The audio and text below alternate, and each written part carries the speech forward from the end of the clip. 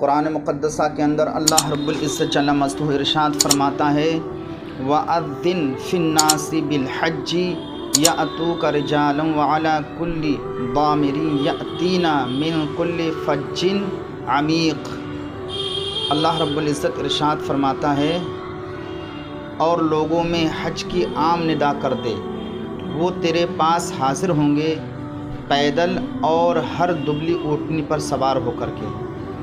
تو یہ اس وقت کی بات ہے کہ جب حضرت ابراہیم علیہ السلام نے خانہ کعبہ کی تعمیر مکمل کر دی، اس وقت اللہ رب العزت جل مجدہ نے ارشاد فرمایا اے ابراہیم تم لوگوں میں حج کا اعلان کر دو۔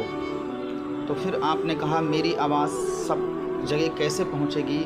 تو اللہ رب العزت ارشاد فرماتا ہے کہ اعلان کرنا تمہارا کام ہے اور آواز پہنچانا میرا کام ہے۔ بہرحال حضرت ابراہیم علیہ السلام نے ابو قبیس پہاڑ پر چڑھ کر تمام دنیا کے لوگوں کو ندا کری کہ بیت اللہ کا حج کرو، اللہ کے مقدس گھر کا حج کرو۔ تو جن کی قسمت میں حج کرنا لکھا تھا انہوں نے اپنے باپوں کی پشتوں میں اور ماؤں کے پیٹوں سے جواب دیا لبیک اللہم لبیک، یعنی میں حاضر ہوں اے اللہ میں حاضر ہوں۔ تو حضرت حسن رضی اللہ تعالی عنہ کا قول ہے کہ اس آیت سے جو لفظ اذن ہے اس سے مراد حضور صلی اللہ تعالی وسلم کو مخاطب کیا ہے، جیسا کہ حجۃ الوداع کے موقع پر اللہ کے نبی علیہ السلام نے اعلان کر دیا اور ارشاد فرمایا اے لوگو اللہ عز و جل نے تم پر حج فرض کیا ہے تو حج کرو۔ اور یاتوک رجالن سے مراد وہ تمہارے پاس پیدل آئیں گے، یعنی جب آپ لوگوں میں حج کا اعلان کریں گے تو لوگ آپ کے پاس پیدل اور ہر دبلی اونٹنی پر سوار ہو کر آئیں گے۔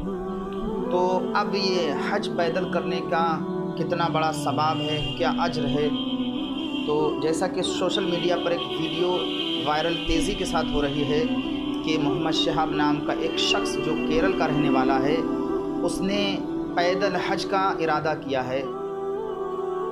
تو اب لوگ طرح طرح کی باتیں کرتے ہیں کہ یہ پیدل حج کرنا کہاں تک درست ہے جب سائیکل، موٹر سائیکل اور کار اور دیگر چیزیں موجود ہیں، ٹرین اور پانی کا جہاز اور پلین یہ سب موجود ہیں، تو پھر اتنی مشقت اٹھانے کی کیا ضرورت ہے؟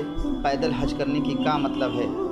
تو دیکھیے قرآن مقدسہ کے اندر بالکل بظاہر ثابت ہے کہ پیدل حج کریں اور جو ہے سواری پر سوار ہو کر کے، تو پیدل حج کرنے میں زیادہ ثواب ہے اس کے مقابل سواری کے مقابل پیدل حج کرنا زیادہ فضیلت رکھتا ہے۔ دو آپ کے سامنے میں روایتیں پیش کرتا ہوں کہ پیدل حج کرنے میں کتنا بڑا اجر اور ثواب ہے۔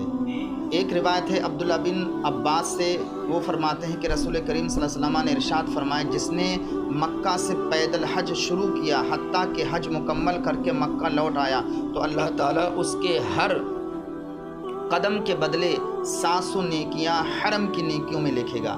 پھر کسی نے پوچھا یا رسول اللہ حرم کی نیکیاں کیا ہیں؟ ارشاد فرمایا ہر نیکی کے بدلے 1,00,000 نیکیاں۔ تو دوسری روایت ہے عبداللہ بن عباس رضی اللہ تعالی عنہما سے، روایت ہے کہ حضور پر نور نے ارشاد فرمایا کہ سوار ہو کر حج کرنے والے کے لیے ہر اس قدم کے بدلے میں 70 نیکیاں ہیں جو اس کی سواری چلے، اور پیدل حج کرنے والے کے لیے ہر قدم کے بدلے حرم کی نیکیوں میں سے 700 نیکیاں ہیں۔ کسی نے عرض کیا یا رسول اللہ حرم کی نیکیاں کیا ہیں؟ ارشاد فرمایا ایک نیکی 1,00,000 نیکیوں کے برابر ہے۔ اب آپ خود اندازہ لگا لیجئے کہ پیدل حج کرنے میں کتنا ثواب ہے، 700 نیکیاں، اور 700 نیکیاں جو ہیں ایک نیکی 1,00,000 نیکیوں کے برابر ہو جاتی ہے۔ تو اگر محمد شہاب نے یہ مکمل عزم اور مکمل ارادہ حج کرنے کے لیے کیا ہے پیدل، تو ان کی حوصلہ افزائی کرو، ان کے حق میں دعائے خیر کرو کہ اللہ ان کا سفر آسان کرے، چونکہ السفر کا سقر جہنم کے ٹکڑوں میں سے ایک ٹکڑا ہے۔ سفر میں طرح طرح کی دقتیں آئیں گی، پریشانی آئیں گی، چونکہ راستے میں جنگل بھی آئے گا اور بے جہاں کوئی پھل، کوئی انسان، کچھ بھی نہیں ہوگا، ایسی بھی جگہ آئے گی، اور پھر تکلیف بھی ہوگی، اس میں بخار بھی آئے گا، طرح طرح سے مشقتیں بھی آئیں گی۔ تو ایسے بندہ، اگر کوئی ایسا بھی بندہ ہے جس کے دل میں اللہ نے یہ محبت ڈالی کہ میں پیدل حج کروں گا، تو اس کو جانے دیا جائے، اس کو پیدل حج کرنے دیا جائے۔ اور طرح طرح کی لوگ باتیں کرتے ہیں، تو اس باتوں سے کیا فائدہ ہوگا؟ ایک انسان کا دل ٹوٹ جائے گا، اور دل شکنی کرنا کسی انسان کی، کسی مسلمان بھائی کی بہت بڑا گناہ ہے۔